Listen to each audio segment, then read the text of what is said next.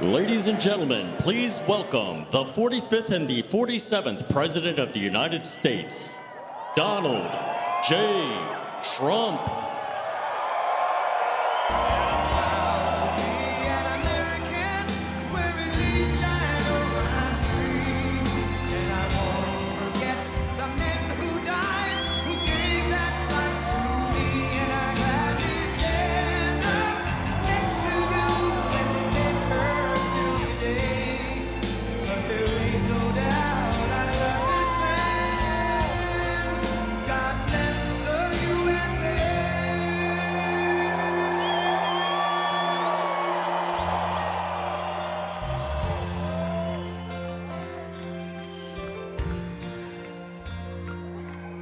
From the lakes of Minnesota to the hills of Tennessee, across the plains of Texas, from sea to shining sea, from Detroit down to Houston and New York to LA, where there's pride in every American heart, and it's time we stand and say,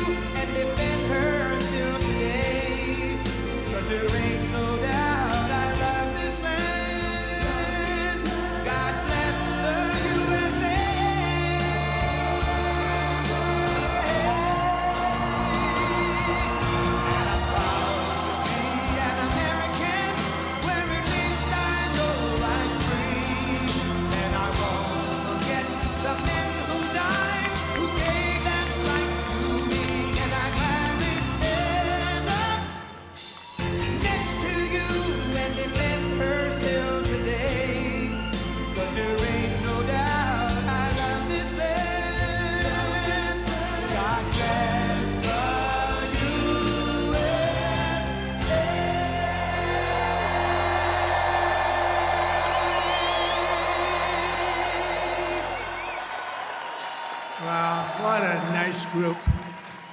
And I love Miami. I love to be with the people.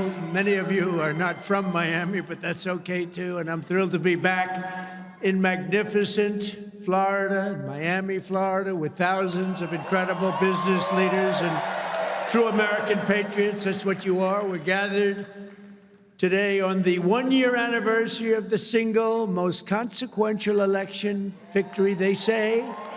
This is them, this isn't me. I'm a very modest person, I would never say this.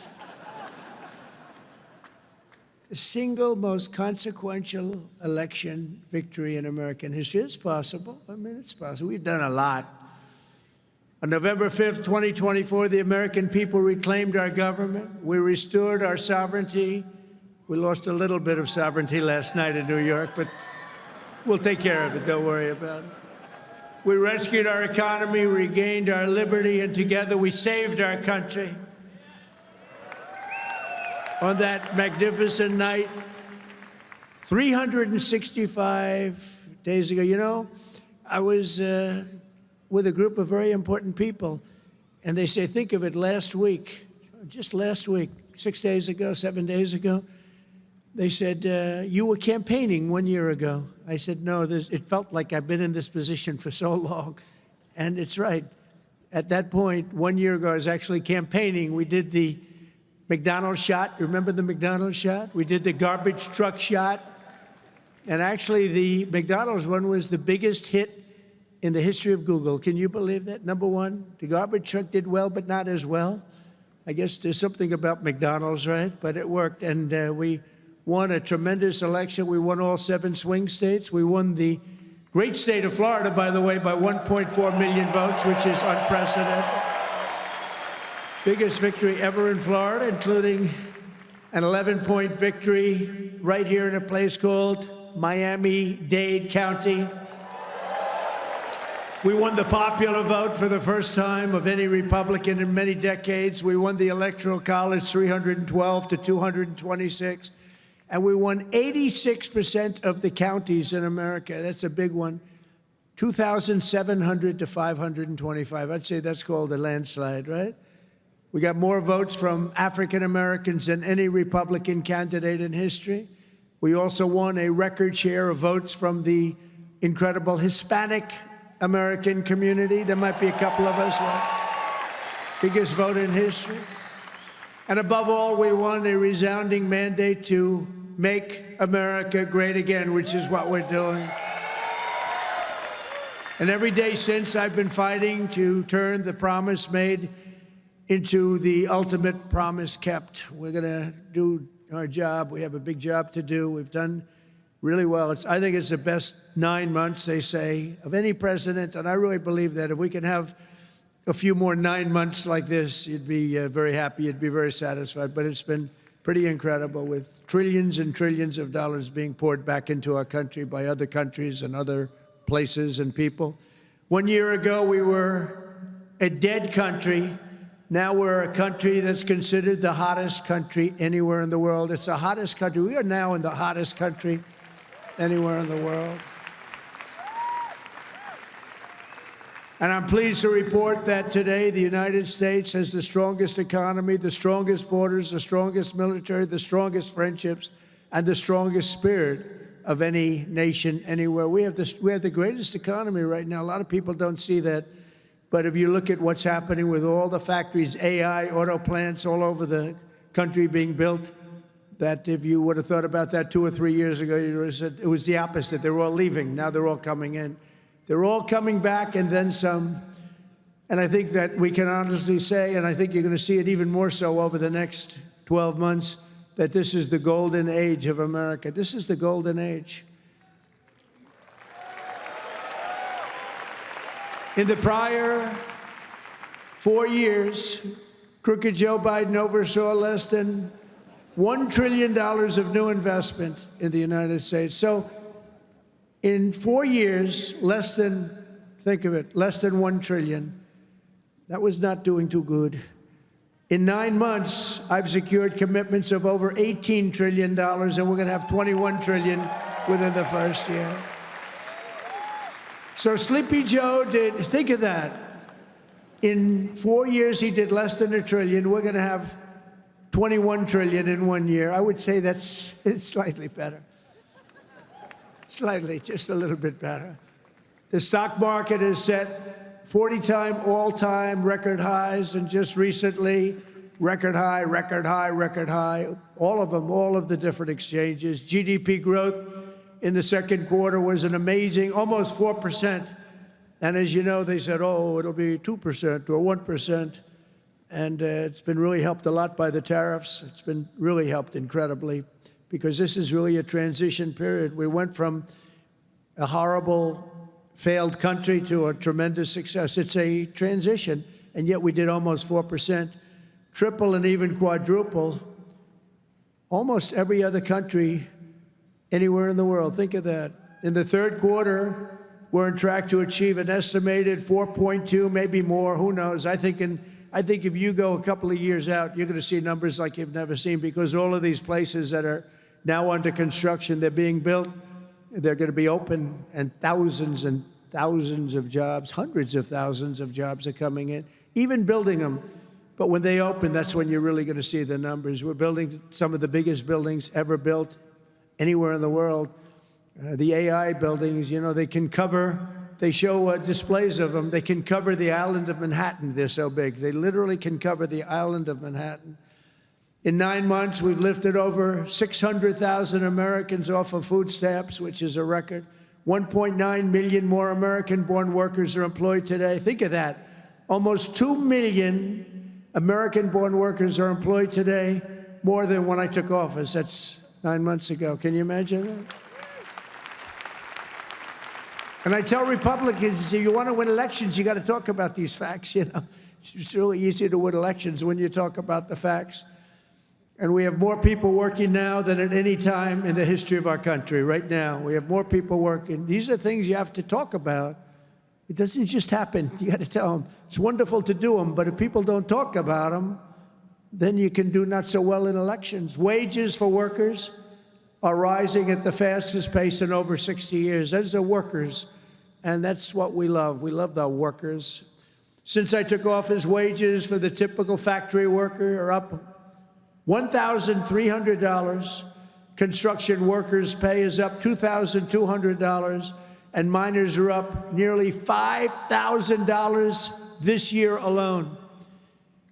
And that's good because it's not, such an extra cost to the company. It really isn't. Somebody would say, oh, what's going to cost more? The fact is that they're doing such business like they've never done. You're going to start seeing numbers coming out very soon that are going to blow your mind. Under Biden, we had the worst inflation in modern history. We had inflation that was so bad, costing the typical family about $33,000 over a period of time. Their policies send food prices up 23. They come in, when I first came in, I was in for 3 days, and one of the fake news members, they're all back there. That's a lot of press. Fake news. They said, egg prices are through the roof. I was there for 3 days, and this maniac, this lunatic person, happened to be a woman. Sir, what are you going to do about egg prices? And they'd gone up like 4 or 5 times. I said, well, you just told me it has a problem.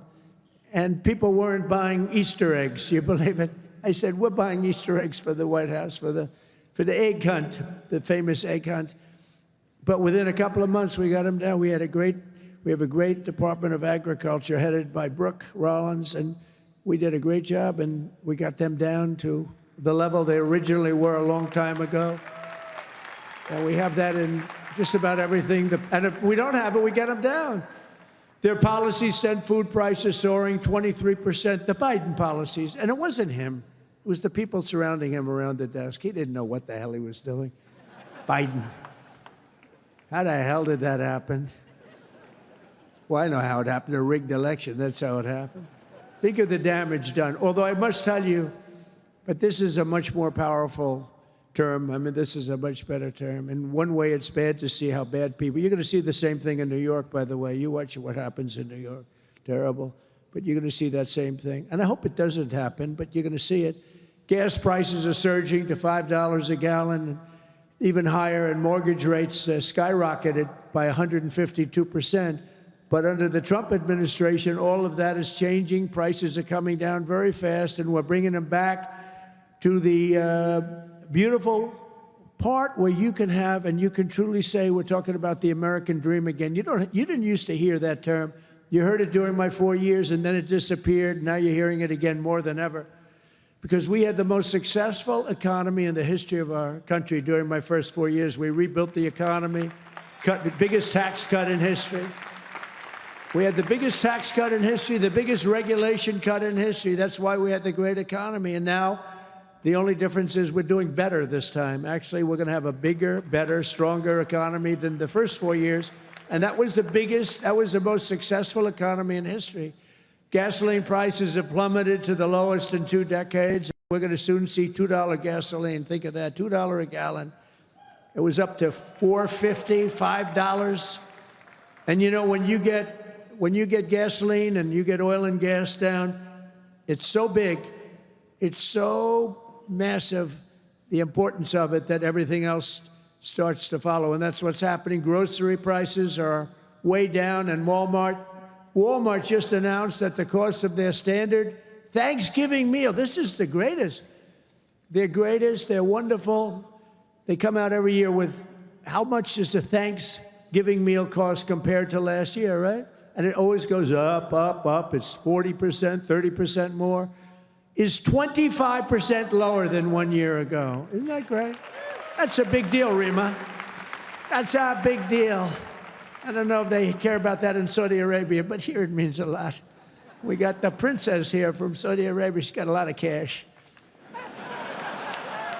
Serious cash, and she's a great person. So she doesn't care about the price of a turkey is down a little bit. She doesn't have to worry about it. Since March, the price of eggs is down 85%. Energy prices are down, interest rates are down, despite the fact that we have a total nincompoop at the Federal Reserve. It was recommended by one of my real great people, who I'd never spoke to again. And the cost of the typical new mortgage is down by nearly $3,000 a year.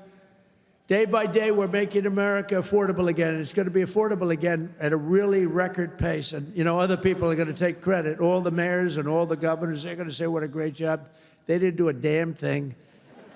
Yet as we speak, the Democrats in Congress are trying to put all of this progress at risk and drag us back to the Biden policies of soaring prices, crushing energy costs, massive spending, open borders, let the world come into our country from prisons and from mental institutions, let them pour in, and rampant inflation. That's what Biden gave us, all of those things. With the reckless Democrat shutdown, virtually every Democrat in Congress has voted to hold the American people hostage in an effort to extort hundreds of billions of dollars in new spending. They're demanding free health care for illegal aliens that just came into our country from prisons and from mental institutions, and drug dealers and drug addicts, and they want to give $1.5 trillion in giveaways that would turbocharge rapid inflation again, as they did the first time. You remember that just a couple of years ago, 4 disastrous years we just had.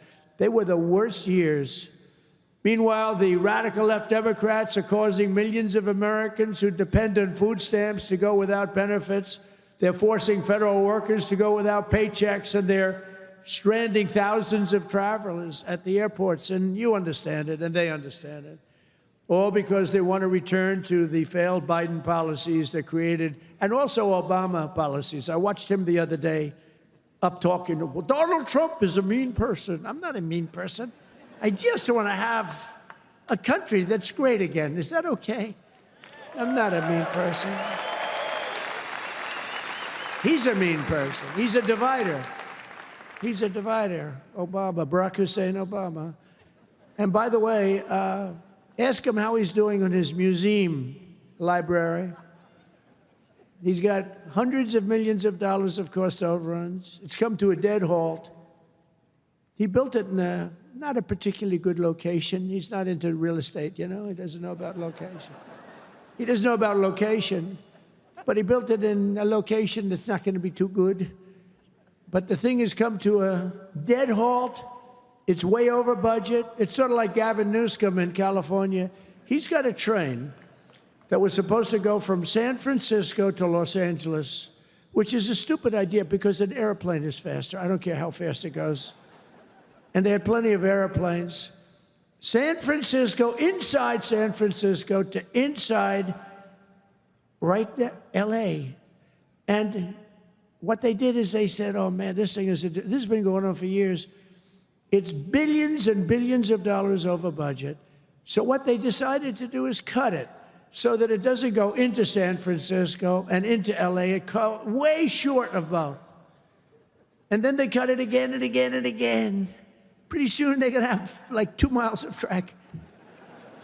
Billions and billions of dollars. Totally incompetent. The biggest cost overrun proportionately that I've ever seen. Many, many, many times more. And it's no longer the same. It was supposed to go into the city. Now it's way short, many miles short of the city. So they're going to drop you off and you can walk the rest of the way.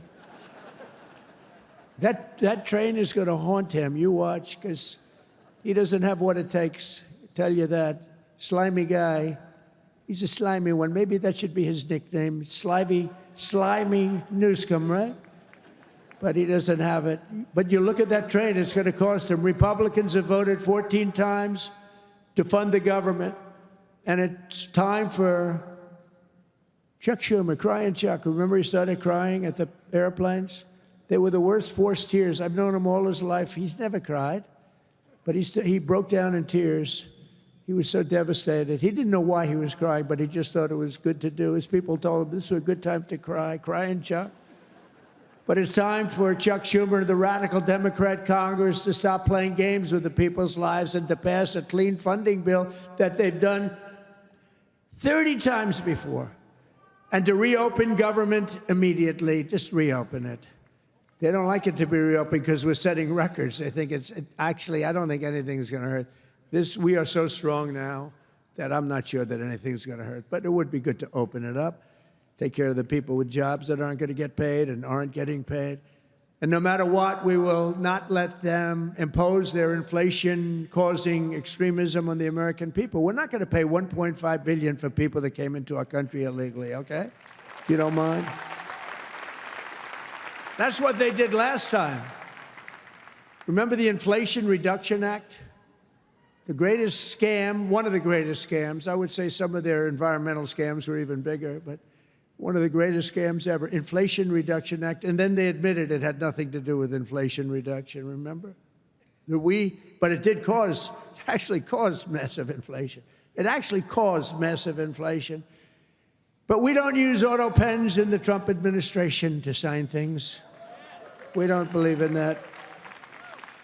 You know, I get these guys come in with these big, beautiful documents, gorgeous, beautiful, must cost a fortune. I should check the price. But, you know, a general is being made or something, you know, some big post. And they say, sir, would you sign this, please? It's going to be a 4-star general, or it's going to be a big cabinet position, or it's going to be something with medical or whatever. I take my pen and I sign it. In his case, they walk it into a room and they give it to somebody who's no idea who Biden is. But Biden doesn't have any idea who he is either. And they have a machine sign it, the auto pen. And all of the pardons, he gave thousands of pardons to people. He had no idea about it. He didn't know about it. And therefore, all those pardons are void. You know, you have to have, it's a very complicated thing if you're going to use a machine. You have to do it properly. And he didn't have any idea what was happening. And this is what we had as a president. We don't want that. You have the opposite right now. I don't want to be braggadocious, but you have the exact, I know exactly what's happened. If you want to see what congressional Democrats wish to do to America, just look at the result of yesterday's election in New York, where their party installed a communist as the mayor of the largest city in the nation.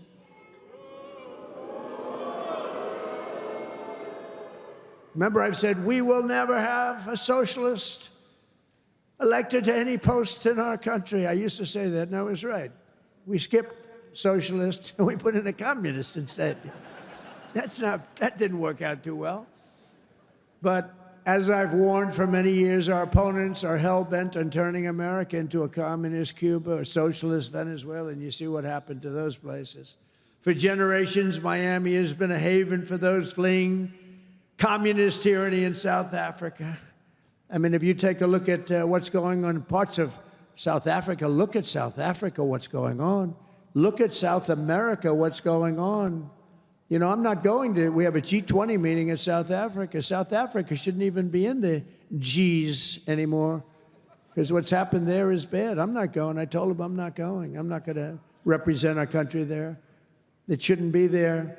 Take a look at what's happening in different parts of South America. Take a look at what's happening in different parts of the world. But now the Democrats are so extreme that Miami will soon be the refuge for those fleeing communism in New York City. They flee. They flee.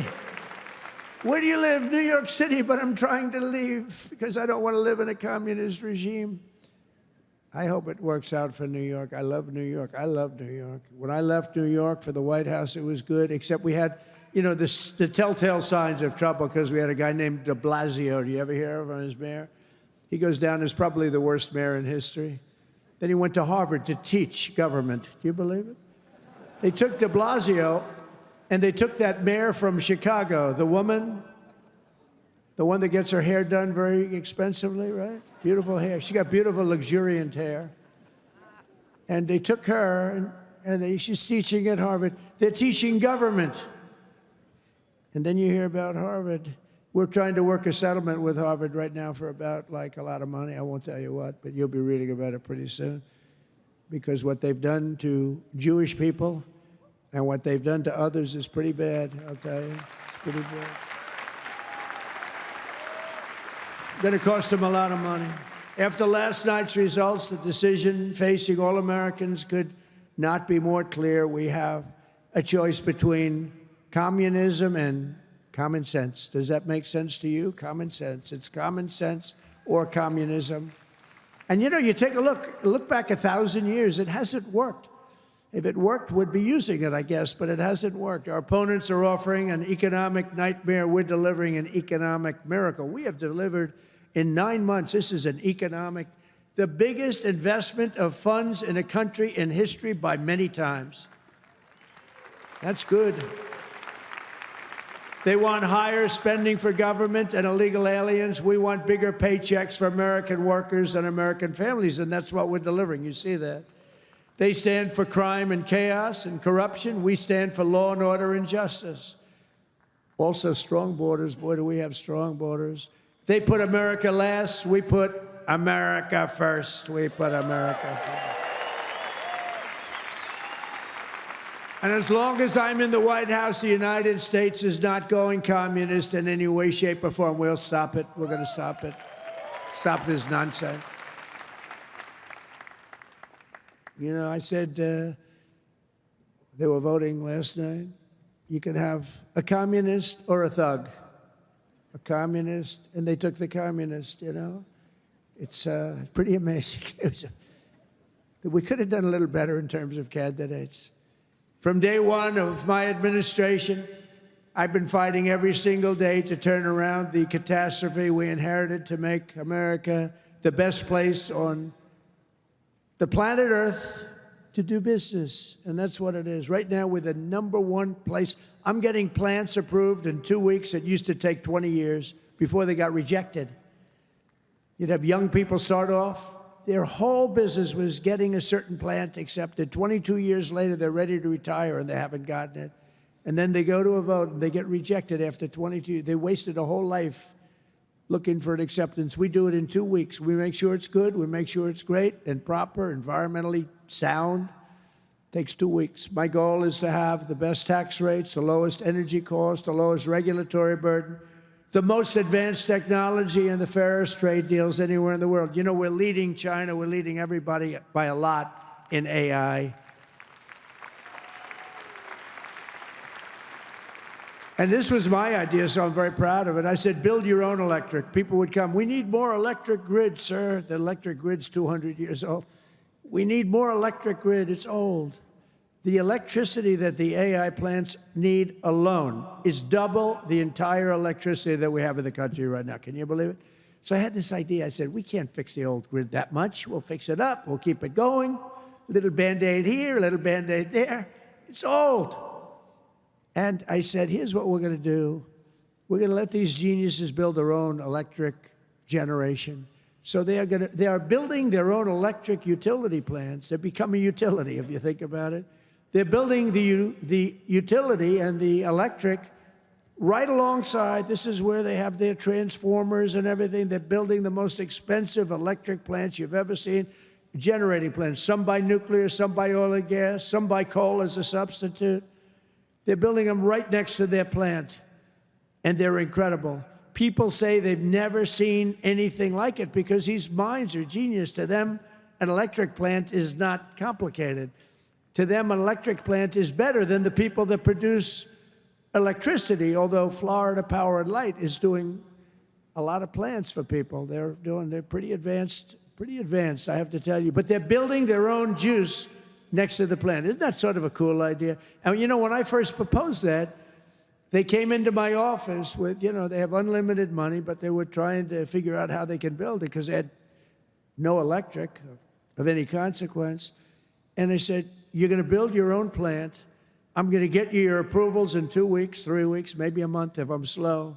We have a great man, Lee Zeldin, in charge of the environment. He's incredible. And he's tough, too. He's very tough. But they have their approval in 2-3 weeks. You know, they're dealing with the best experts in the world. They know what they're doing. It's amazing when you see some of the stuff come in, designed by guys with 190 IQs, and then you have an inspector who's not quite as smart as that, inspecting it to see whether or not it's okay. And he has no idea what he's looking at. No idea. But I said, you're designing your own electric plant. And they didn't believe it. They come in 2 weeks later, they say, the biggest problem is electric. I said, you can design your own plant. And we're going to have your approvals within 2 to 4 weeks. And they said, he's really serious about it. They thought I was kidding. It was so good They couldn't believe it. They'd leave and they couldn't believe it. It took me 2 or 3 times to say it. Yeah, they're designing their own electric plants, and it's unbelievable. And then they're going to sell their excess electricity back into the grid. So we benefit in that way, too. In July, I proudly signed into law the largest tax cuts in American history. Now, that's the second time. I did it the first time, but these are even larger, the great, big, beautiful bill. And that includes no tax on tips, no tax on overtime, no tax on Social Security for our great seniors, no tax on Social Security. I wonder which is the most popular of the no tax on tips. You know, I was in Nevada, in my building in Las Vegas, and I had this beautiful young waitress come up to me. I never talk about beauty anymore because politically, if you mention somebody's beautiful, that's the end of your political career. So I don't mention that she was beautiful, but she was beautiful. And she came up and I said, "How you doing?" "Oh, sir, I'm not doing well. The government is horrible on tips." I said, "Really? How do they tax? They tax tips? They tax us and they go after us. I've never seen anything like it. It's made my life miserable." "Sir, there should be no tax on tips." She said to me, "No tax on tips." I said, "Say it again." She said, "Sir, there should be no tax on tips."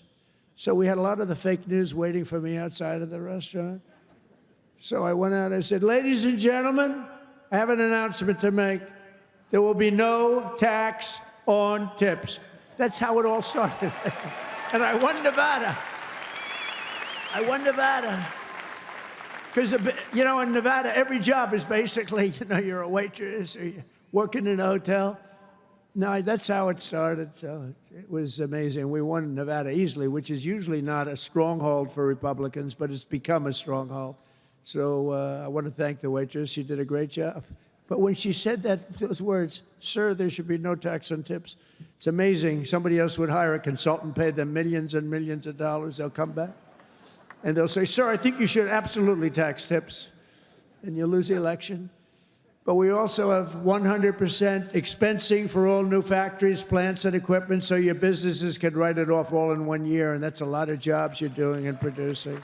That was, to me, the biggest thing in the first bill. But this is even better because this goes for a 10-year period.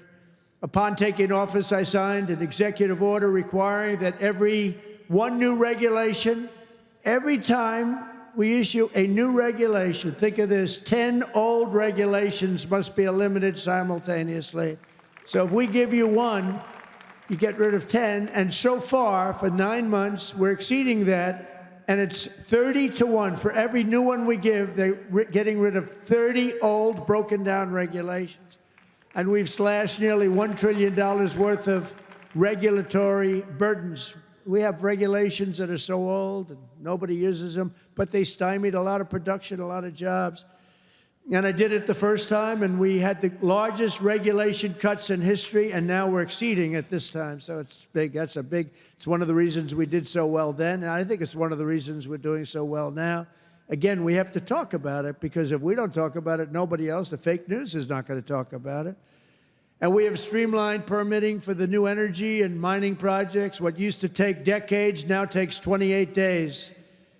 And on day one, I signed an executive order to unleash American energy and officially terminate the Green New Scam. Has anyone ever heard of the Green New Scam?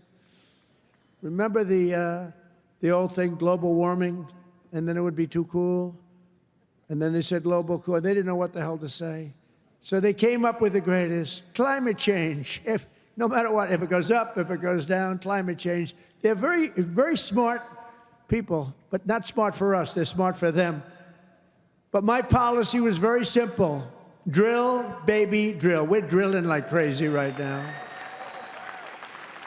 And to curb inflation, we've slashed the size of government for the first time in years, and we're waging total war on waste, fraud, and abuse like we've never done before. Since January, 100,000 bureaucrats have left the federal payroll. Government spending is down 2.5% this quarter compared to 1 year ago. Think of that. And in stark contrast to last administration, 100% of all new jobs created in America under my administration have been created in the private sector. 100% of the jobs have come from the private sector. Otherwise, you don't have a country. I mean, I love government workers, but if you have all government workers, you don't have a country, do you? At the same time, my tariffs are bringing in hundreds of billions of dollars and are helping slash the deficit this year by more than 50%. Did you see the numbers? We're going to be down 50%, anywhere from 25 to 50, but closer to 50%. Who would think that one? Those are big numbers. Now, take that out 2 or 3 years. To embrace a vital industry here in Miami, I've also signed historic executive orders to end the federal government's war on crypto. Crypto was under siege. It's not under siege anymore because it's a big industry. It's a big industry, and I have a lot of people that are great people, great business people. They're in other businesses, but they're in crypto too. And it takes a lot of the pressure off the dollar. It does a lot of good things, but we're into it. Biden was vicious on crypto. They were going after these crypto guys. It was terrible. They were under indictment, but I got indicted too. I got indicted. I made a phone call. Congratulations on your victory. He made a phone call. Let's indict him. These people are the worst. Then they say, he's gone after Comey. They indicted me. They impeached me. They did everything. It's unbelievable. Who the hell else could have taken that? Do you guys know anybody else that could have taken it? I don't think so. A lot of people say, you're the only one could have taken that. I don't know if that's true, but there aren't too many. We're making the United States the Bitcoin superpower, the crypto capital of the world, and the undisputed leader in artificial intelligence. We're leading China by a lot. And don't forget, if we don't do the crypto properly, China wants to do it. They're starting it, but they want to do it. Other countries want to do it. If we don't do it, it's a big industry. We're honored to be joined today by a man who has been a true champion for many of these bold policies. He really has. He's been a great guy. He was a little late in his endorsement of me, I'll be honest with you. He endorsed me. You know, these guys that endorsed me after I won, I don't know. That's not... Sir, I'd like to endorse you. No, I won the election.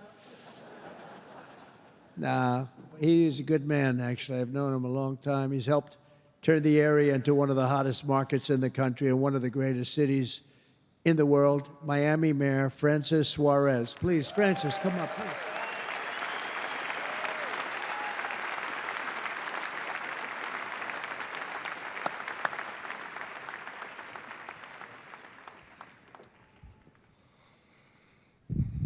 You're never gonna let me forget that one, huh?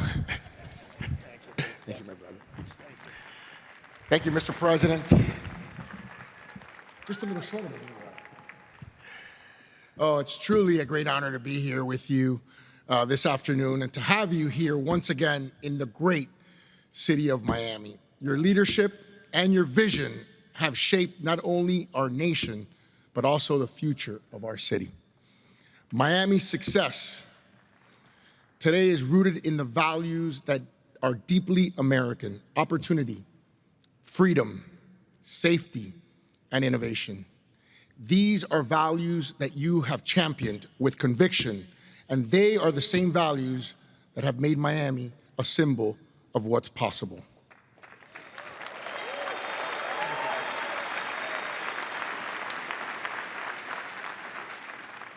When people believe in the promise of America, Mr. President, I want to personally thank you for your continued support of our vision for this city. It was an honor to stand beside you in the Oval Office when you announced the next year's G20 right here in the city of Miami.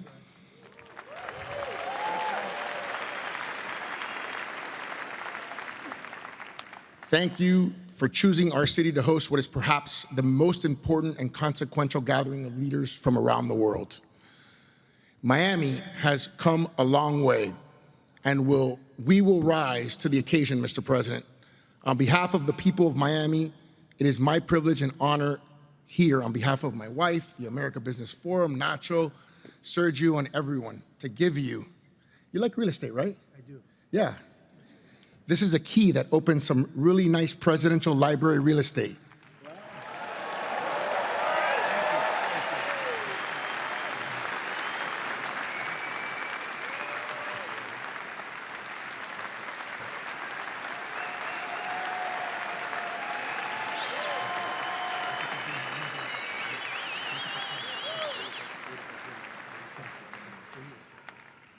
That's beautiful.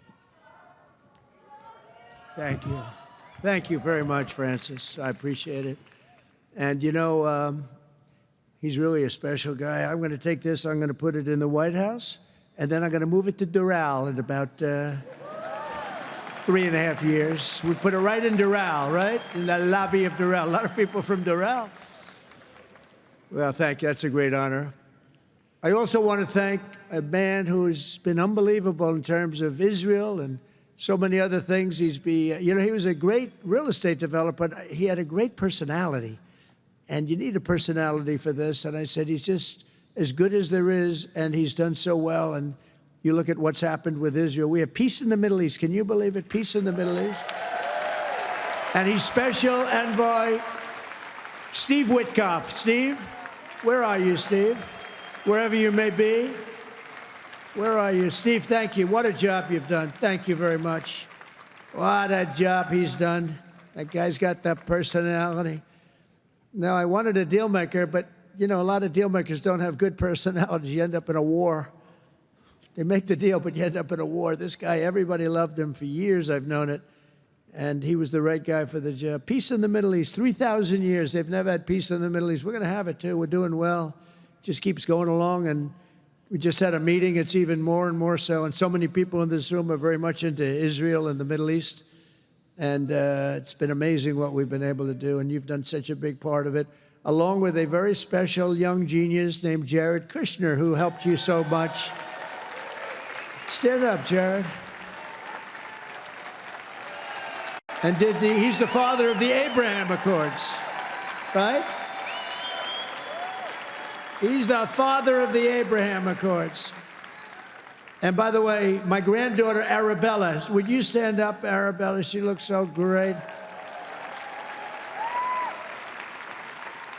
I said, how are your marks in school, Arabella? Grandpa, I have all A's and A pluses, you know that. Like it was a stupid question I asked her, right? We're proud of you, Arabella. Jared, thank you. What a great job. And we have a lot of people joining now the Abraham Accords. And hopefully we're going to get Saudi Arabia very soon. But I'm not saying that. I'm not lobbying. No, but we have a lot of people. We have a lot of people that are coming aboard. You know, the key was when we took out the nuclear capability of Iran, all of a sudden everybody said, wow, that was nice. They've been wanting to do that for 20 years. Saudi Arabia's ambassador to the United States, Princess Rima, thank you very much. Please stand up. Thank you. Thank you. Thank you very much. Say hello to everybody. Okay? Say hello to a great group of people in Saudi Arabia. Thank you. Stephen Miner, mayor of Miami Beach. Stephen Miner. Where is Stephen? Thank you, Stephen. Thank you. Good job you're doing. Excellent. Thank you, Stephen. The mayor of Coral Gables, Vince Lago. Vince Lago, thank you. Thank you. Great job, Vince. The mayor of Doral, I love Doral. And I like this woman a lot, Christy Fraga. Christy. Where's Christy? Thank you, Christy. I like Doral. We also have commissioners Damian Pardo, Laura Dominguez, Ralph Rosado, Miami-Dade Supervisor of Elections, Alina Garcia, the president of FIFA, Gianni Infantino. FIFA, where's Johnny? Whoa, Johnny, my boy. I didn't know he was going to be here. He's big stuff. And the world, look, you know, Johnny and I worked the deal originally, and it looked like I wasn't going to be president because it was in this term, right? So when they rigged the election, I said, oh, man, I have to run again because I want to be president when they have the World Cup, right? And look what happens, Johnny. I'm president when we have the World Cup. It wasn't supposed to be that way. But I can only tell you that the tickets are selling at numbers and record like they've never sold ever before. I heard you just told me that they're doing record business, right? The way you had the World Cup coming, think of it, we have the World Cup coming, we have 250 coming, and we have the Olympics. 250 is 250 years of age. And we have UFC at the White House, by the way, on June 14th. That's going to be at the White House. That's going to be a tough ticket. That's UFC, but we have, think of it, Johnny is there with FIFA, and we have the Olympics. We have it all coming. It's all this thing. I'm glad I'm sort of happy the way things worked out, you know? It's turned out to be as good as it could be. I think we've made more progress than we ever could have made in the second term. I think this is really more progress being made. We also have Formula One CEO Stefano Domenicali, and where's Stefano? Very good. That's big stuff. We have a lot of big people here today. We also have a gentleman who called my election successfully. He said, and Donald Trump will be the next president of the United States. Got a great voice. Brett Baer. Where's Brett Baer? Brett Baer. Where is he? And his son is with him, Paul. Paul's a very good golfer, so is Brett. Thank you, Brett. He's doing an interview with me right after the... Oh, is that Paul? Oh, stand up, Paul. Paul, did we take your father easily in golf? Tell me, huh? That was easy, right? Get ready. We'll do it again. Thank you very much, Paul. You look great. Also, I want to thank your two great senators, Ashley Moody and Rick Scott. And, you know, I just left them. Believe it or not, I had a meeting with all the senators this morning. I gave them my vision because, frankly, it's always nice to have good vision.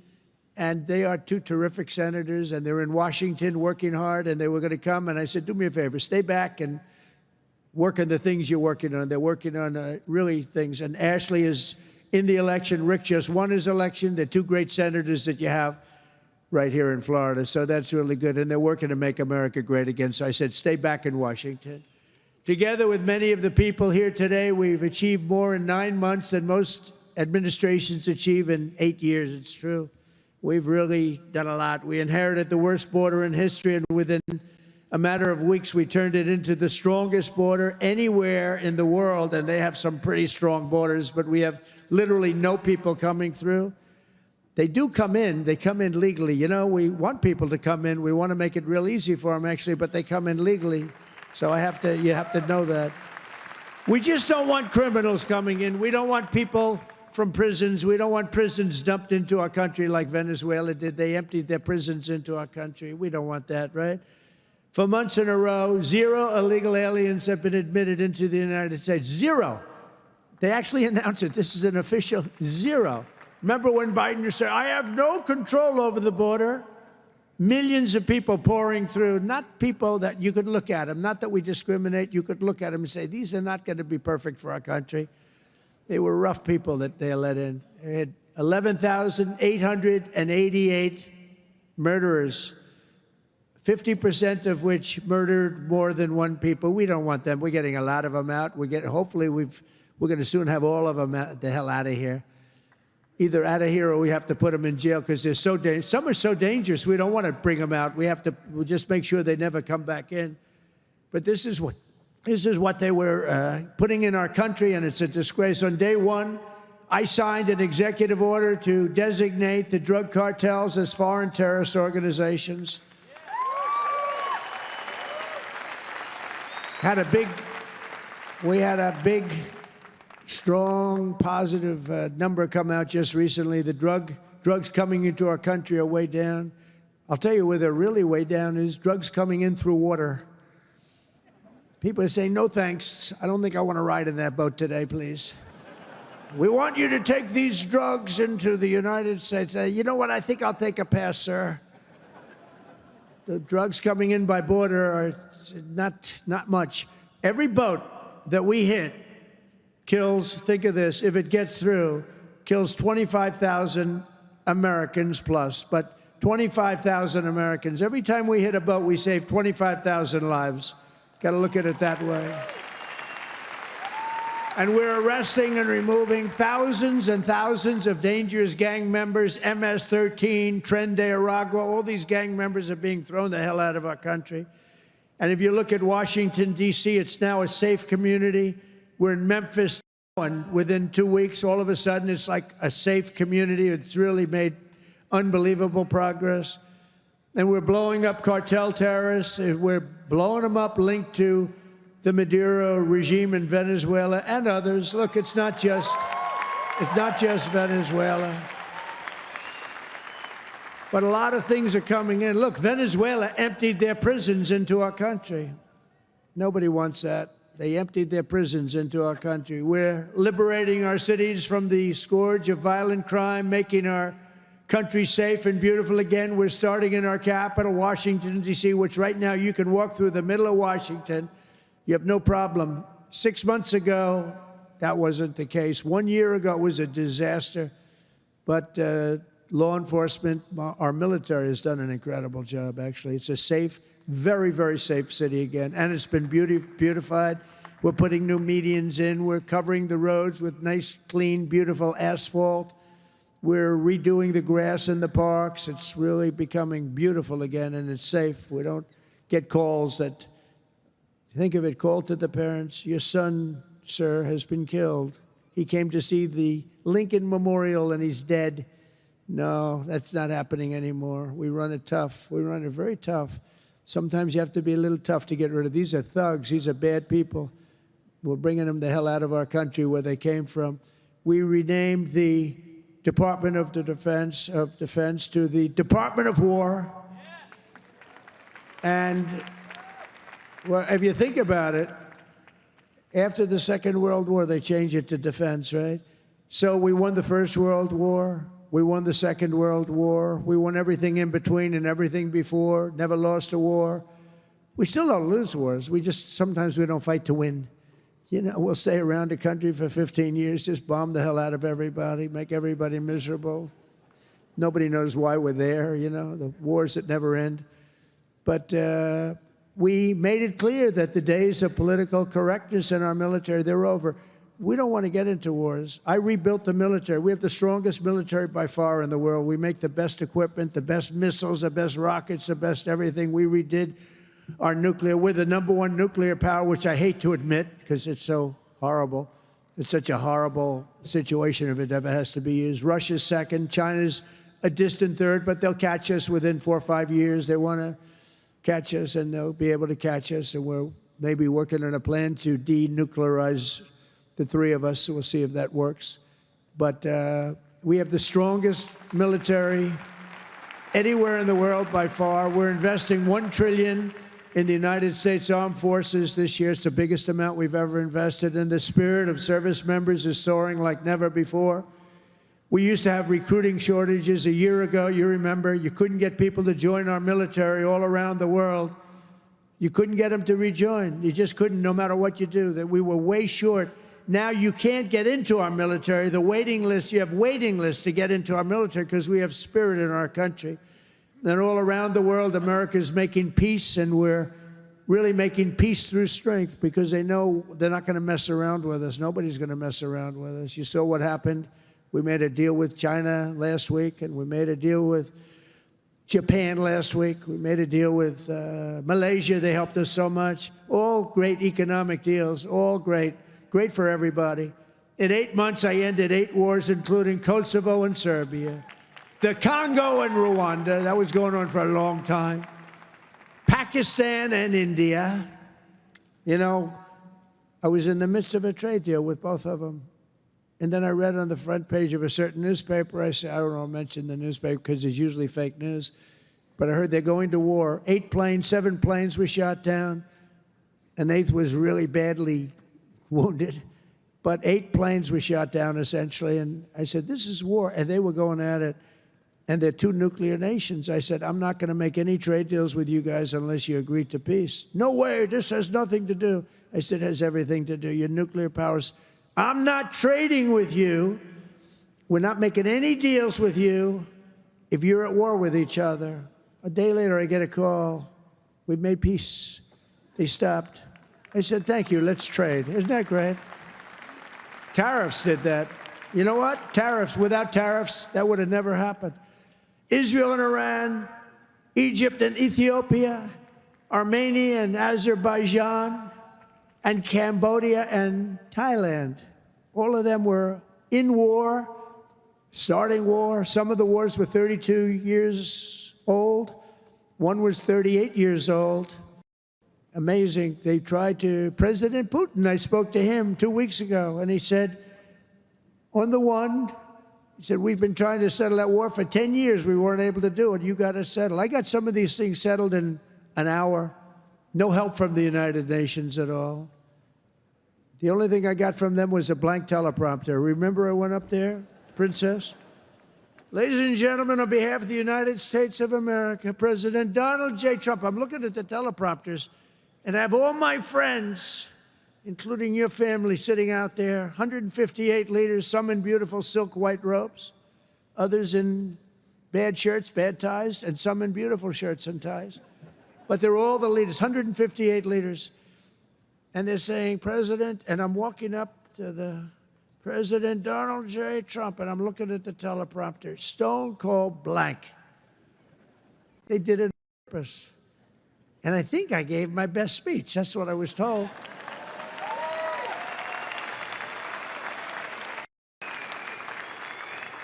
But it still wasn't a great feeling. I'm walking up very slowly. You know, I'm 20 feet. I'm trying to walk slowly because I see it's not working. They're dead. They did it on purpose. But it worked out okay. Not great people. Most important of all, for 4 weeks ago, and this is very important, we brokered the historic peace deal that ended the war in Gaza. And it's a serious end, too. You know, I read a lot of people, oh, it's very tenuous. Jared and Steve, I don't think it's tenuous. Do you? I hope it isn't, because otherwise I'll have to cross it off. I'll have to say I only ended 7. But that was a tough one, right? That was a tough one. But there's nothing tenuous about it. It's a serious end.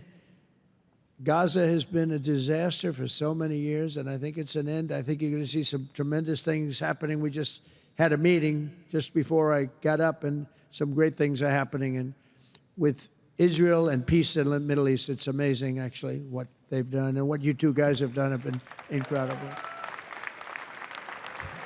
True.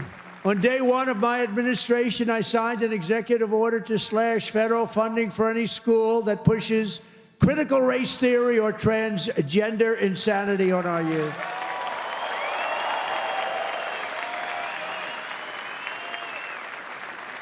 And we completely banned the chemical and surgical mutilation of our children. Think of that. Can you imagine somebody 15 years ago saying we stopped the surgical mutilation of our children? We stopped the chemical mutilation of our children. Can you imagine that? They would have said, this guy's crazy. And now you're saying, thank you very much, because you know it's true. How about this one? We got men out of women's sports. It's over. It's over. Men out of women's sports.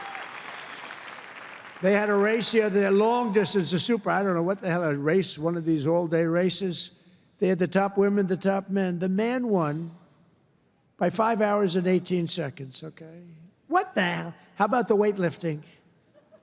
218 pounds by women. That's a lot to lift over your head, Rima. I don't know if you might be able to do it. 218 pounds or whatever was the record.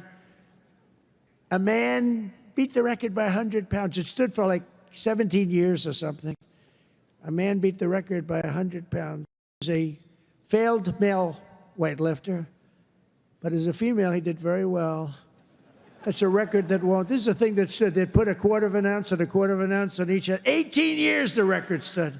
Then a guy comes along, ping, ping. This is the crazy. These people are crazy. And Mandami, whatever the hell his name is in New York. No. He thinks it's wonderful to have men playing in women's sports. The swimming's good, too, you know? You know the story? Records are being beaten by numbers that nobody's ever seen, nobody ever thought possible.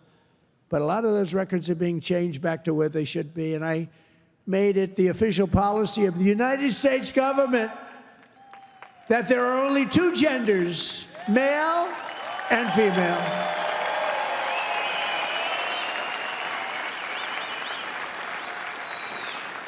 And we're restoring the name of a great president, William McKinley, to Mount McKinley, the beautiful Alaska mountain I renamed. Think of that. They took the name of McKinley. He was a great president. He was assassinated. He was a great president for tariffs. He was the tariff king, and he made our country very rich. And then Teddy Roosevelt spent the money on the Panama Canal and many other things. And everyone thinks Teddy was a great president. He was. But the one who built all that money was McKinley. So we renamed the mountain back to Mount McKinley. Is that okay? I think so. You know, I'll tell you what, who's happy about that is the great state of Ohio. He was governor of Ohio and became president, did a great job, made the country very rich. He was killed. Mount McKinley was named, and then the name was taken off, and we put it back on. And I renamed the Gulf of Mexico to the Gulf of America. That was an easy one. That was an easy one, Johnny. That was easy. You know, look, we have 92% of the shore. I used to say when I was a child, I'd say, how come it's called the Gulf of Mexico? It's mostly America. You know, all the way, it wraps around Florida, all the way up. It's 92% of the shoreline. I said, I think to me it's the Gulf of America. Little did I know I'd have the chance to do it. I did it very quickly. For years, our country was run by radical scoundrels and far-left bureaucrats who created one catastrophe after another, wrecking our economy, erasing our borders, and surrendering America's power and standing all over the world. But after just 1 year since that glorious election, I'm thrilled to say that America is back. America is back. Bigger, better, stronger than ever. And in conclusion, jobs are returning, businesses are booming, and America is respected again, perhaps like never before. Our country is respected again like never. Laughing at our country. We had a guy who couldn't walk up a flight of stairs, kept falling. It's very embarrassing. You know, at Air Force One, I go, sir, would you like the stairs or the long? I said, give me the long every single time, please. The short ones, they call them the children's stairs. I don't want the children's stairs. Doesn't look so good coming out of the children's stairs. Now, if the weather's bad, it's okay, right? If you don't mind. But the communists, Marxists, socialists, and globalists had their chance, and they delivered nothing but disaster. And now let's see how a communist does in New York. We're going to see how that works out. And we'll help them. We'll help them. We want New York to be successful. We'll help them a little bit, maybe.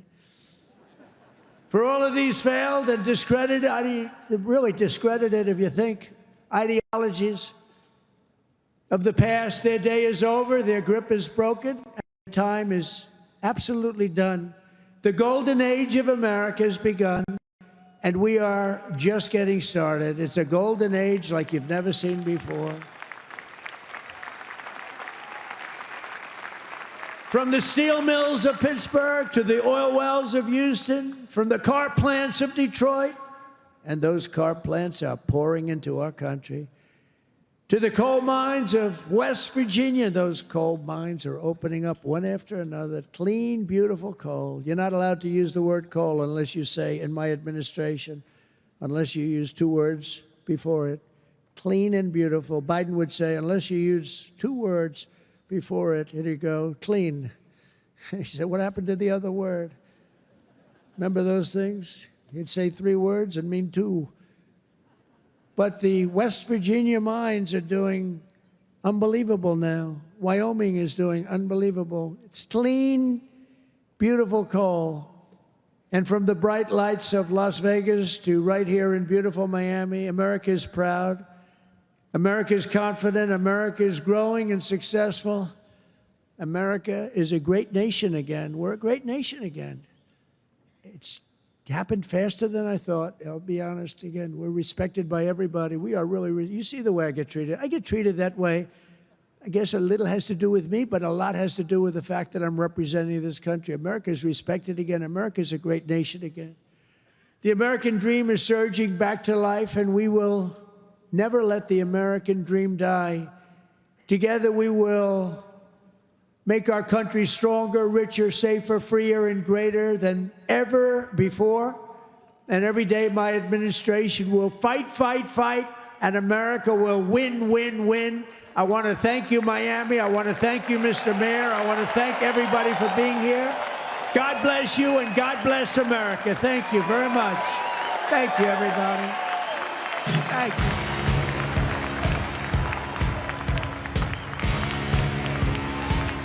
Thank you.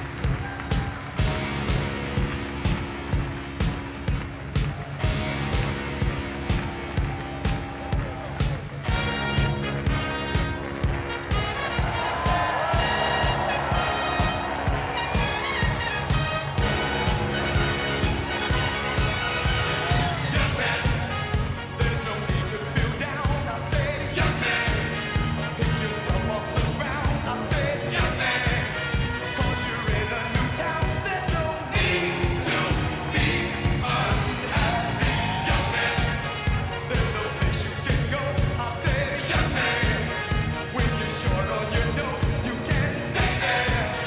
And I'm sure you will find many ways to have a good time. It's fun to stay at the YMCA. It's fun to stay at the YMCA. They have everything from the to enjoy. You can hang out with all the boys. It's fun to stay at the YMCA.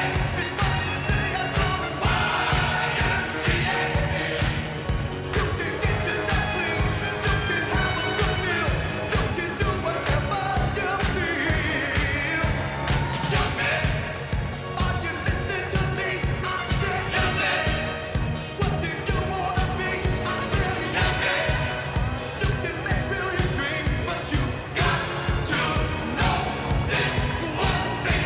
No man does it all by himself. I said, young man, put your pride on the shelf and just go there to the YMCA until they can help you today. It's fun to stay at the YMCA. It's fun to stay at the YMCA. They have everything for young men to enjoy. You can hang out with all the boys. It's fun to stay at the YMCA.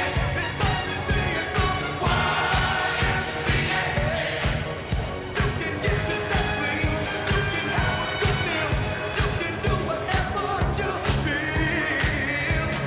Young man, I was once in your shoes. I said I was down and out with the blues. I felt no man cared I were alive. I felt the whole world was so tired. That's when someone came up to me and said, young man, take a walk up the street. It's a place there called the YMCA.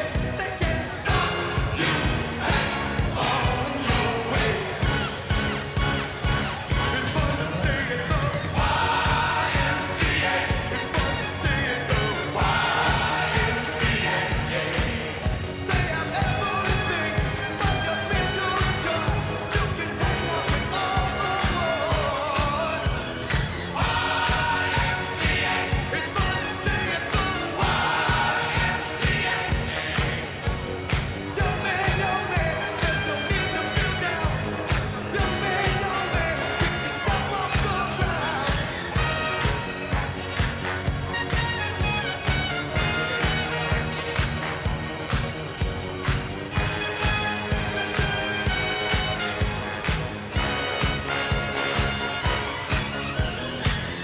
YMCA. It's fun to stay at the YMCA. Young man, are you listening to me? Young man, what do you wanna be? YMCA. You'll find it at the YMCA. No man, does it all by himself. Young man, put your pride on the shelf. YMCA. And just go to the YMCA. Young man, I was once in your shoes. Young man, I was down with blues. There are moments when opportunity comes knocking and you have the chance to say yes. When things that previously seemed impossible are now within reach. As a dedicated financial partner, we